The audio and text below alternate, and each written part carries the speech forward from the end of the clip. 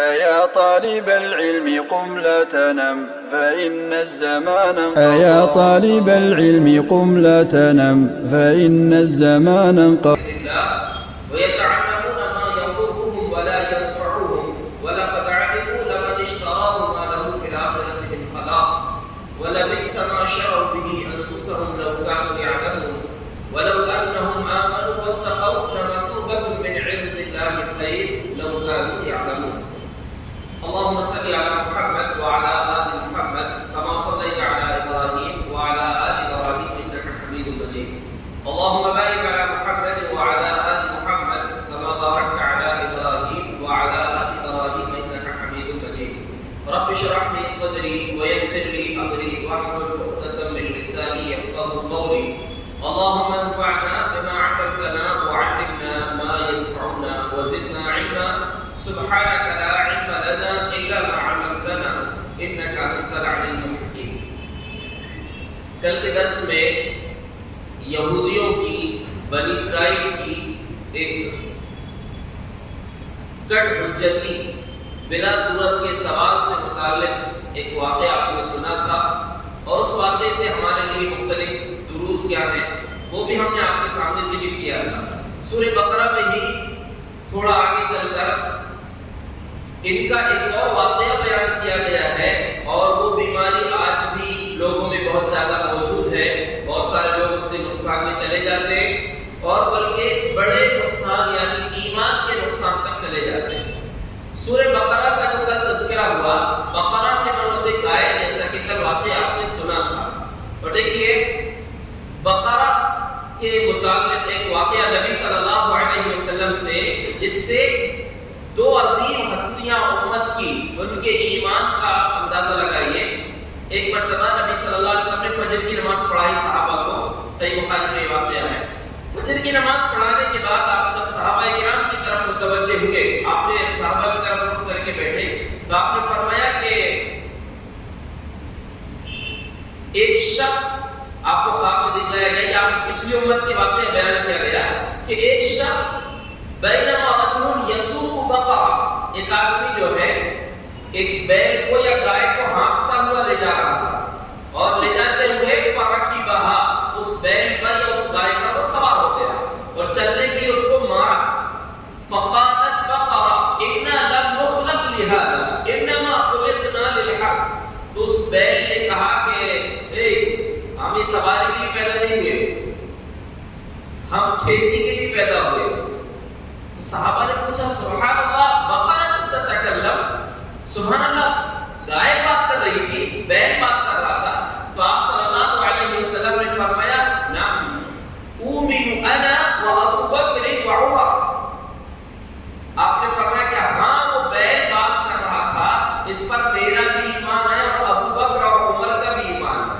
اور راوی حدیث کہتے ہیں وہ دونوں صحابی ابو بکر اور عمر رضی اللہ عنہما مجلس میں نہیں تھے یعنی ان کی غیر موجودگی میں آپ صلی اللہ علیہ وسلم نے ان کے ایمان کی عظمت کی گواہی دی. پھر آپ نے فرمایا کہ ایک آدمی بکریاں چرا رہا تھا تو ایک بھیڑیا آیا فاخذ شاۃ من غنمه وہ بکریوں کے ریوڑ میں سے ایک بکری اس نے لے لیا اور لے کر جب بھاگنے لگا تو وہ چرواہا اس کے پیچھے دوڑا اور اس سے بکری کو چھڑا لیا. تو بھیڑیے نے کہا کیف بها اذا لم يكن له راع الا غیری. آج تو نے اپنی بکری کو چھوڑا دیا لیکن ایک دن ایسا بھی آئے گا کہ میرے سوا اس کا کوئی چرواہا نہیں ہوگا. صحابہ نے پھر تعجب سے پوچھا بھیڑیا بول رہا تھا تو آپ نے فرمایا کہ اومن انا وابو بکر وعمر. تم کو بھلے سمجھ میں نہ آئے لیکن یعنی اتنی تعجب والی بات تعجب تم کہ بھیڑیا بول رہا ہے. تو آپ نے فرمایا کہ میرا ایمان ہے ابو بکر اور عمر کا اس پر ایمان ہے. تو یہ اس کا یہ مطلب نہیں کہ صحابہ کو ایمان نہیں. تو تعجب کی بات ہے کوئی بھی انسان تعجب کرے گا کہ بیل بولنے لگا بھیڑیا بولنے لگا. تو آپ نے کہا کہ اس بات پر ابو بکر اور عمر جو ہے یہ لوگ ایمان رکھتے یعنی ان کا ایمان اصل میں بالکل اعلیٰ درجے کا ہے. اس لیے اگر ابو بکر صدیق رضی اللہ عنہ کے ایمان کو پوری امت کے ایمان کے مقابلے میں رکھا جائے تو حضرت ابو بکر صدیق رضی اللہ عنہ کا ایمان بڑھ جائے گا وزن زیادہ ہو جائے گا. اتنا مضبوط ترین ایمان تھا اس لیے ان کو لقب ملا صدیق. جب معراج کرائی گئی نبی صلی اللہ علیہ وسلم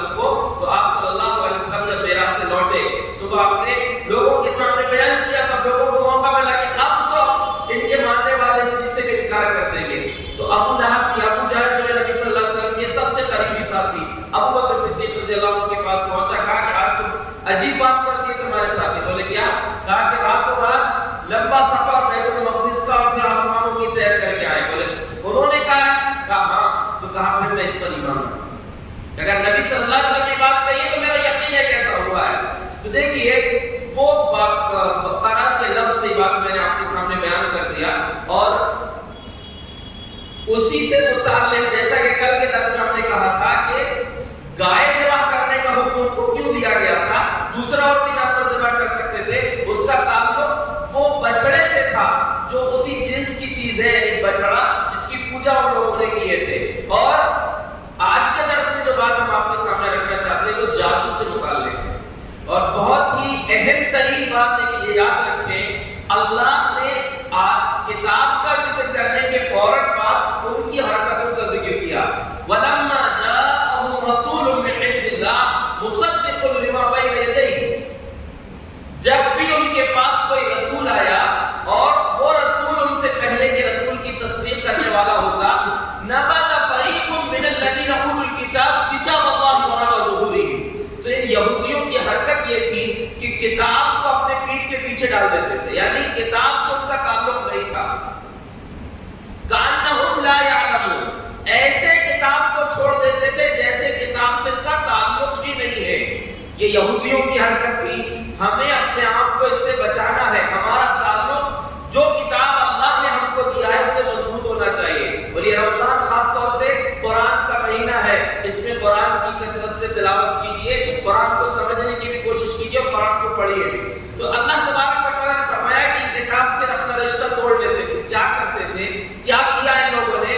وَاتَّبَعُوا مَا تَتْلُو الشَّيَاطِينُ عَلَىٰ مُلْكِ سُلَيْمَانَ. سلیمان علیہ السلام کی بادشاہت میں جس چیز کی تلاوت کی جاتی تھی، شیطان جو جس کی تلاوت کرتے تھے اس چیز کے پیچھے پڑ گئے. اہم ترین بات تو میں آپ سے کہہ رہا ہوں یہ کہ مفسرین ایک بات بڑی اچھی بات کہی ہے، من ترک شیئا ما ينفعه ابتلي ما يضره.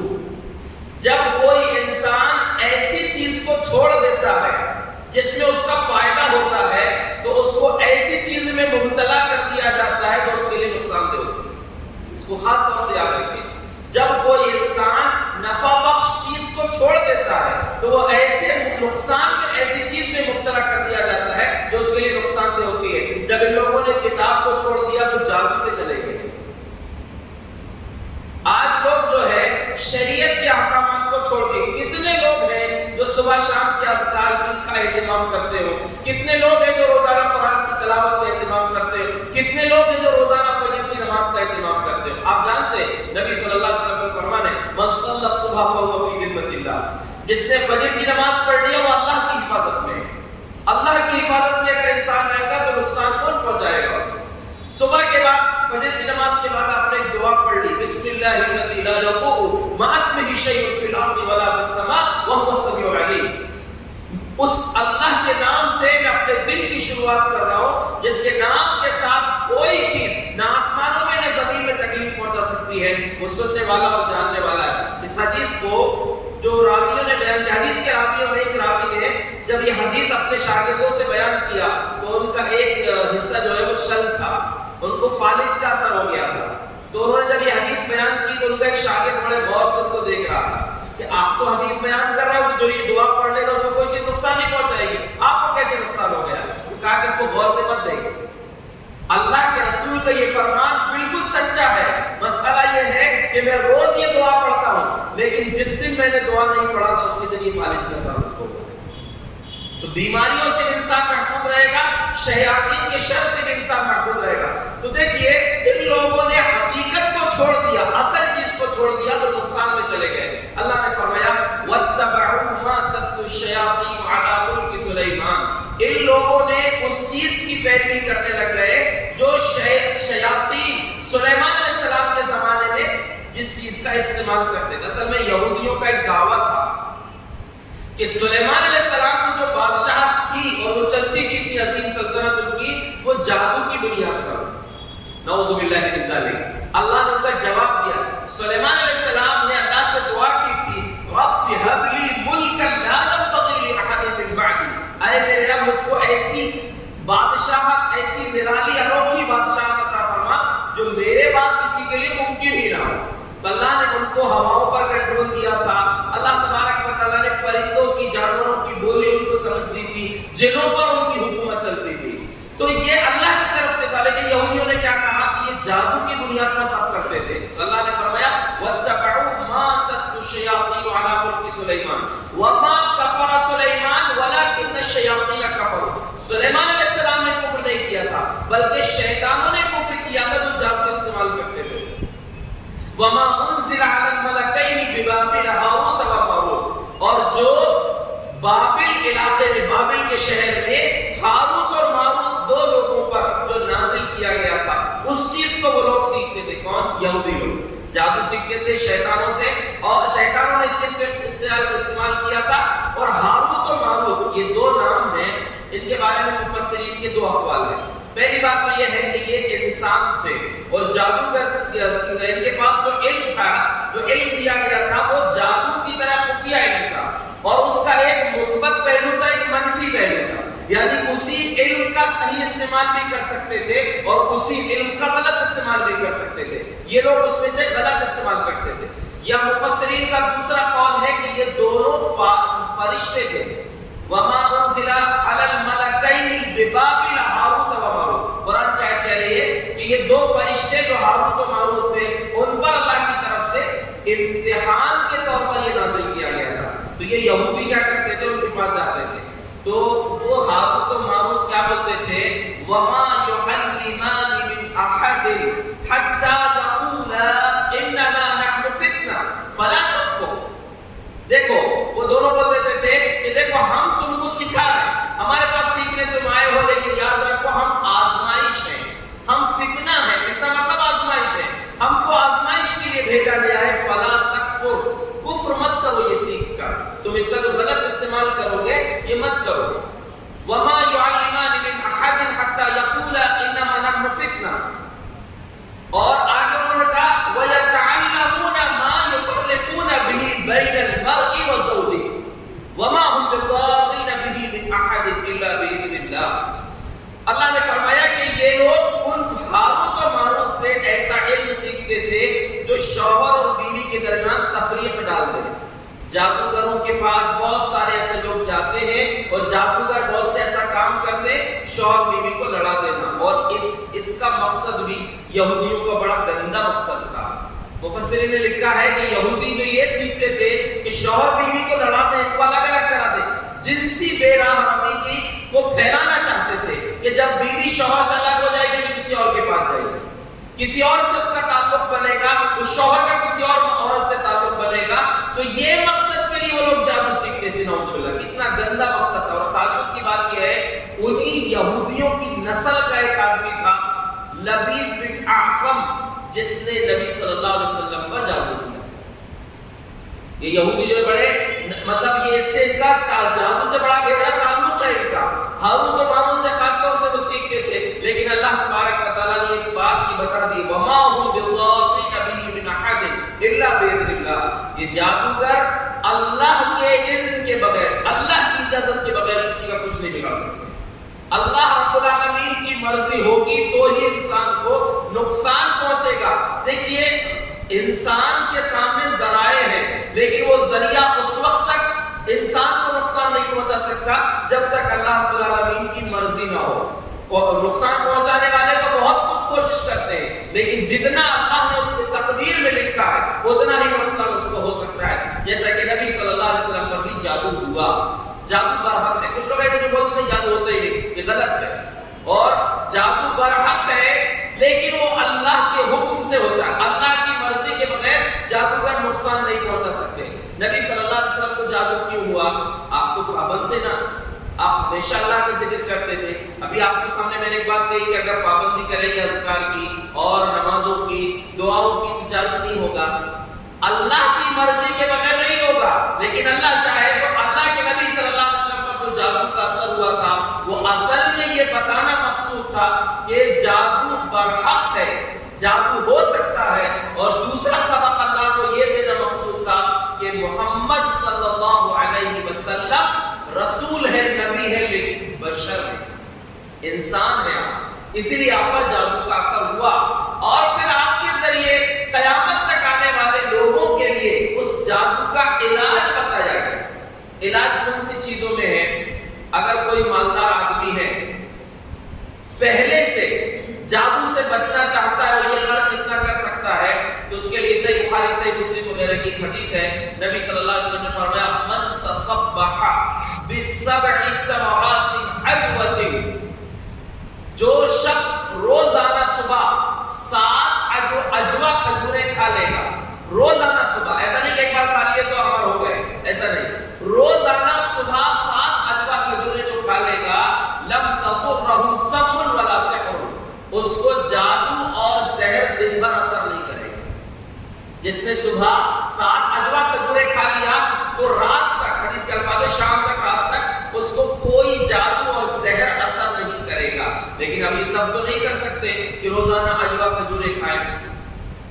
نبی صلی اللہ علیہ وسلم نے انتہائی آسان علاج بتایا ہے جادو کا۔ دیکھیے جادو سے کچھ بھی نقصان ہو سکتا ہے، انسان کسی بیماری میں مبتلا ہو سکتا ہے، انسان پریشان ہو سکتا ہے، اس کو بیوی اور شوہر کے بیچ میں تفریق ہو سکتی ہے، شوہر بیوی کا مزاج نہیں مل رہا ہے، الگ الگ رہے تو اچھے، گھر پہنچے ایک ساتھ دونوں پہنچے تو دونوں ایک دوسرے سے چڑچڑ ہونے لگے، یا ان میں سے ایک کو اثر ہے، بیوی کو اثر ہے جادو کا، شوہر جیسے گھر پہنچا تو وہ پریشان کرنا شروع کر دے، یا شوہر کو اثر ہے تو بیوی سے اس کا تعلق اچھا نہ ہو، یعنی کچھ بھی نقصان انسان کو جادو کے ذریعے ہو سکتا ہے۔ نبی صلی اللہ علیہ وسلم پر جب جادو ہوا تھا تو کیا اثر ہوا تھا آپ کو؟ ام المومنین عائشہ صدیقہ رضی اللہ عنہا فرماتی ہے جب آپ پر جادو کا اثر ہوا تھا تو اس جادو کا اثر نبوت کے کاموں پر نہیں پڑا، وحی کے کام پر نہیں پڑا، اس کی اپنی اس کا اثر آپ کی اپنی نجی زندگی میں، انسانی زندگی میں پڑا تھا، اس کا اثر جادو کا، کیونکہ اللہ بھی یہی بتانا مقصود تھا اللہ کو کہ آپ انسان ہیں، تو آپ کی انسانی زندگی پر اس کا اثر پڑا تھا، نبوی زندگی پر اس کا اثر نہیں پڑا۔ آپ کوئی کام کرتے تھے تو آپ کو یہ یاد نہیں رہتا تھا کہ میں نے یہ کام کیا ہوں کہ نہیں کیا، بس اتنا اثر ہوا تھا، لیکن آپ کو ایک جکڑ بندی جیسے محسوس ہوتا تھا، کسی نے آپ کو جکڑ دیا ایسا آپ کو محسوس ہوتا تھا، پابند کوئی چیز سے آپ کو باندھ دیا گیا ایسا آپ کو لگتا تھا۔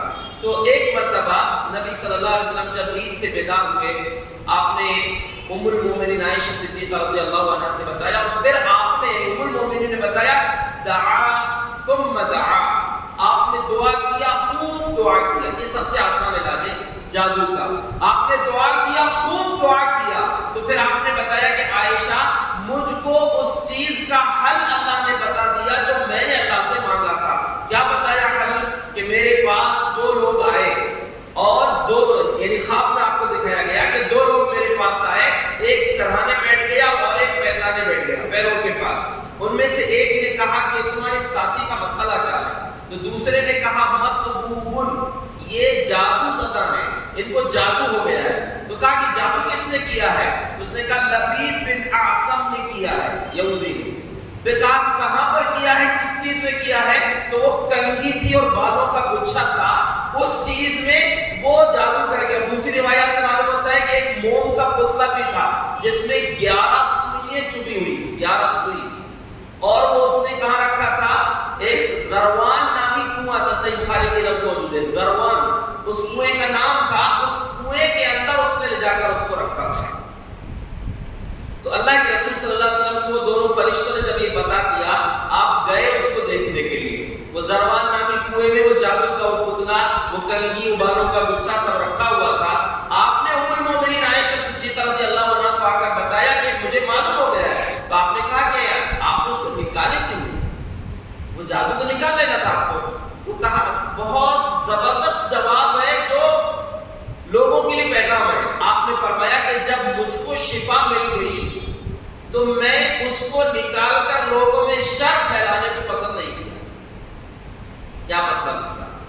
کچھ علاج کرنے والے کیا ہوتے ہیں، تم کو فلاں نے جادو کیا ہے، یا کوئی قریبی رشتہ ہے، وہ تمہارا پڑوسی ہے، قریبی رشتہ ہے، اب وہ انسان بھلے اس کو جادو نہیں تھا اور بتانے والے نے بتا دیا کہ قریبی رشتہ دار، اب وہ پورے رشتہ داروں پر دیکھتا ہے کہ میری کس سے نہیں بنتی، اسی پر جا کر وہ تھوپ دیتا ہے کسی نے کیا ہو، جب تو کیا کرائے کچھ نہیں اس بیچارے کو۔ اور ایک بات یہ بھی یاد رکھیں، اس جادو کا علاج کرنے والے بھی کرتے جن کو حاضر ہوتا ہے تو جن بولے لیکن وہ سچے ہیں یہ نہیں کہا جا سکتا. وہ بات جو کہہ رہے ہیں وہ جھوٹے بھی ہو سکتے ہیں. بول دیا اس نے کہ فلاں نے جادو کیا ہے, اب آپ اس کے پیچھے پڑ گئے. یہاں تو مسئلہ یہ تھا نبی صلی اللہ علیہ وسلم کا خواب بھی ہے, نبیوں کا خواب بھی سچا ہوتا ہے, وہ بھی وحی ہوتی ہے. آپ کو فرشتوں نے آ کر بتایا تھا کہ فلاں نے جادو کیا ہے, اور پھر بعد میں اس وقت تو آپ نے اس کو نہیں نکالا. بعد میں کچھ روایات سے بھی معلوم ہوتا ہے کہ حضرت علی رضی اللہ عنہ کو بھیج کر آپ نے وہ پتلا منگوایا تھا, اور اسی وقت یہ جادو کا علاج ایک دیکھیے تو خوب دعا کریں. کسی پر جادو ہو گیا تو دعا خوب کرنا چاہیے. اور دوسرا علاج یہ ہے سورہ فلق اور سورہ ناس, قل اعوذ برب الفلق قل اعوذ برب الناس, یہ دو سورتوں کا مسلسل اہتمام کریں, پڑھتے رہیں کنٹینیو. نبی صلی اللہ علیہ وسلم پر جب یہ جادو ہوا تھا اسی وقت یہ دونوں سورتیں نازل ہوئی تھی, سورہ فلق اور سورہ ناس.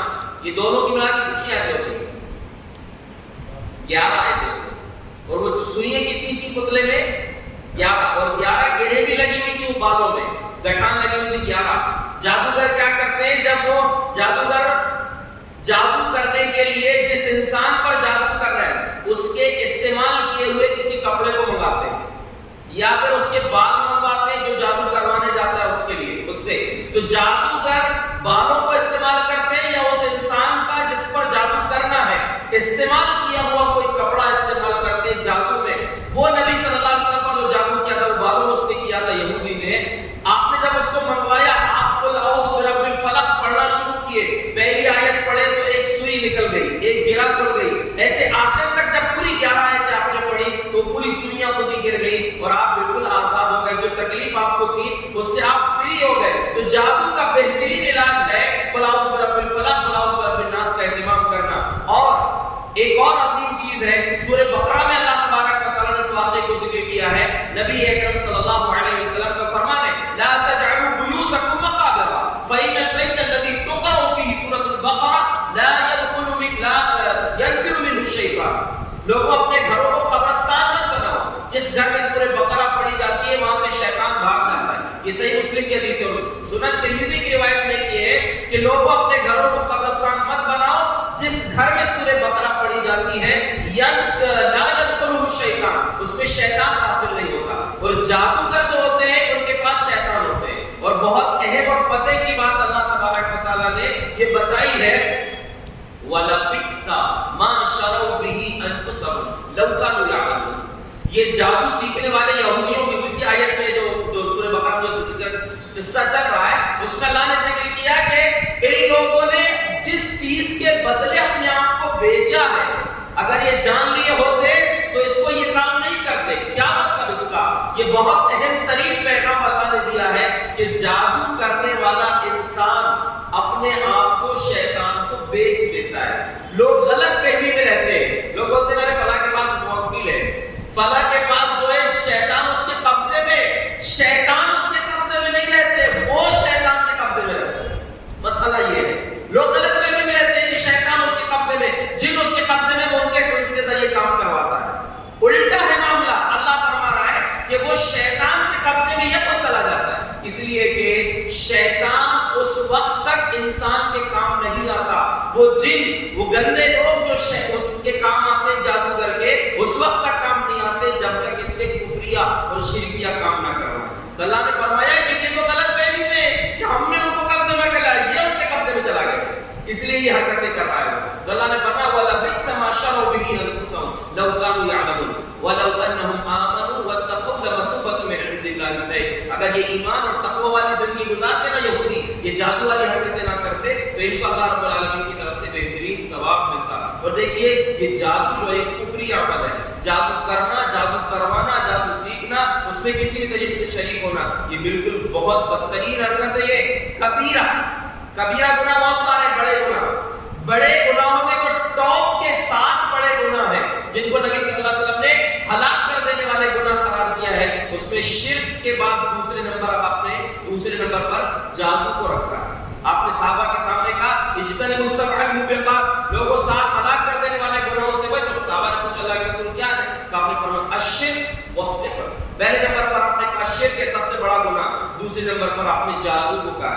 تو جادو سے بچنا یہ ہر مومن کی ذمہ داری ہے. اور اگر کوئی جادو سیکھنے سکھانے یا جادو کرنے کا یا جادو کروانے کا کام कुफरी अमल कर रहा है, उसको सोचना चाहिए। ऐसे लोग भी हैं मुसलमानों में, आपको मिल जाएंगे जादू करवाते, पढ़ने पुजारियों के पास जाते, किसी को परेशान करना, जादू करवा दिए। गलत है बात ये, इससे बचने की जरूरत है, ये इंसान को हलाक कर देने वाले गुनाह है। और जादू कहला, जैसा कि आपको हमने बताया, सूरह बकरा है, सूरह फलक और सूरह नास है। सूरह बकरा को अपनी जिंदगी का हिस्सा बना लीजिए। जिस घर में किसी भी तरीके की परेशानी है, सूरह बकरा पढ़े। लोग समझते हैं खाली लगा दिए रिकॉर्डिंग और चल रही है, वो हो सकता है कि उसका भी असर हो, लेकिन असल चीज जो है अल्लाह तबारक व तआला बताया वो सूरह बकरा पढ़ना है। सूरह बकरा पढ़ो, इसलिए अल्लाह के नबी सल्लल्लाहु अलैहि वसल्लम ने फरमाया इक़राउल कुरान फइन्नहु याती यौमल क़ियामति शफ़ीअन लिअस्हाबिही, लोगों कुरान पढ़ा करो। कुरान क़यामत के दिन अपने पढ़ने वालों के लिए सिफारिशी बनेगा। और फिर स्पेशल आपने फरमाया इक़राउस ज़हरावैन, दो मशहूर, दो रोशन सूरतों की तिलावत करो, अल बकरा व सूरत आल इमरान, सूरह बकरा और सूरह आल इमरान की तिलावत करो। क्यों? फइन्नहुमा यातियान यौमल क़ियामा कअन्नहुमा गमामतान औ कअन्नहुमा गयायतान औ कअन्नहुमा फ़िरक़ान मिन तैर सवाफ तहाज्जानी अन साहिबिही। आपने फरमाया लोगों, ये दोनों सूरतों को पढ़ा करो। ये दोनों सूरतें क़यामत के दिन आएंगी, कैसे आएंगी मालूम? दो अब्र के टुकड़ों की तरह, या दो साहिबान की तरह, या दो परिंदों के पूरे हुजूम की तरह आएंगी। जैसे आपने फरमाया तैर सवाफ, ऐसा महसूस होगा जैसे परिंदे पर फैलाए हुए रुके हुए हैं। एक दो परिंदे नहीं, पूरे गिरोह परिंदों का उसके ऊपर ऐसे साए किए हुए होंगे। ऐसे अंदाज में ये दोनों सूरतें आएंगी और उस पढ़ने वाले के लिए अल्लाह के सामने हुज्जत पेश करेंगी कि अल्लाह इसकी सिफारिश हमारी सिफारिश इसने अपने जरूर कबूल कर ली। मुबालगे के साथ, यानी हुज्जत के मतलब यह है कि अल्लाह से जिद करेंगे कि अल्लाह इसके आप में हमारी सिफारिश कबूल फरमा। इसके लिए जो सूरह बकरा और सूरह आल इमरान की तिलावत करता है, इसका एहतमाम करना चाहिए। और बिलखुसूस नबी सल्लल्लाहु अलैहि वसल्लम ने फरमाया मन करा आखिर आयतैन मिन सूरतिल बकरा कफताहु, जिसने एक रात में सूरह बकरा की आखिरी दो आयतें पढ़ लिया, वो उसके लिए काफी हो जाएगी। काफी हो जाएगी मतलब अल्लाह की हिफाजत में रहेगा। और रात में इबादत के लिए अगर वो नहीं उठ सका, तहज्जुद नहीं पढ़ सका, तो अल्लाह तबारक व तआला उसको सवाब देगा। कौन सी दो आयतें? आमना रसूलु से आखिर तक। आपको याद है? याद है कि नहीं?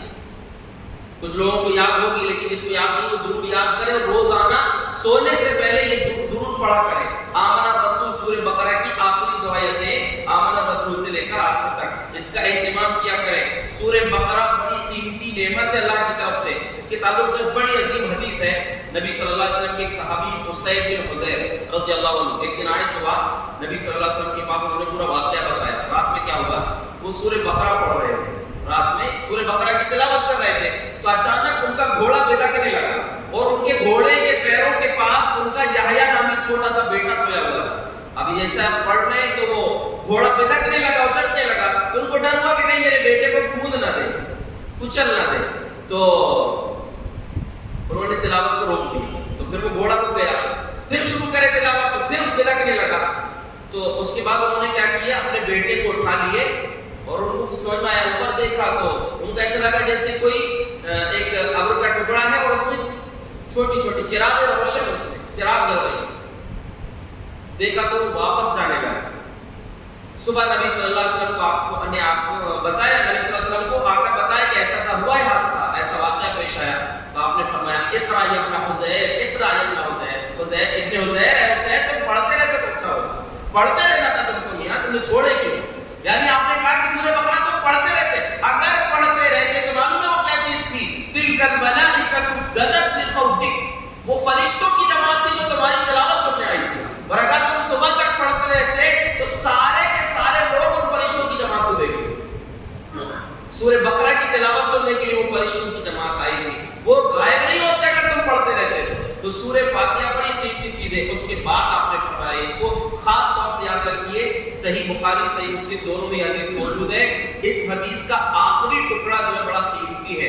आप सल्लल्लाहु अलैहि वसल्लम ने फरमाया कि देखो ये सूरह बकरा, इन्न अख़दहा बरका व तरकहा हसरा वला तस्ततीअ अल बतला, सूरह बकरा को पकड़ लेना यानी अपनी जिंदगी का हिस्सा बना लेना, ये बरकत का सबब है। लोग बरकत के लिए कुछ भी लटकाते रहते हैं घर में। बरकत चाहिए अपने घर में, अपनी दुकान में, सूरह बकरा पढ़िए। ان اخذها برکہ، اس کو پکڑ لینا زندگی میں برکت کا سبب ہے، وترکها حسرہ، چھوڑ دینا یہ حسرت اور نقصان کا سبب ہے، ولا تستطيعها البطلہ، بطلہ اس کا مقابلہ نہیں کر سکتے۔ حدیث کے راوی معاویہ وہ کہتے ہیں بلغنی ان البطلہ یعنی السحرہ، مجھے یہ بات معلوم ہوئی ہے کہ بطلہ سے مراد جادوگر لوگ ہیں، جادوگر سورہ بقرہ کا مقابلہ نہیں کر سکتے۔ تو جس گھر کو جادو سے بچانا ہے سورہ بقرہ کی تلاوت کرے، اور جہاں اگر اس طرح کا کچھ اثرات ہے تو اس گھر میں مسلسل سورہ بقرہ گھر والوں کو پڑھنا چاہیے، پوری سورہ بقرہ۔ آخر میں ایک نسخہ اور بتا دیں جو مجرد نسخہ ہے، الحمدللہ میں نے کچھ لوگوں کو بتایا تو فائدہ بھی ہوا ہے۔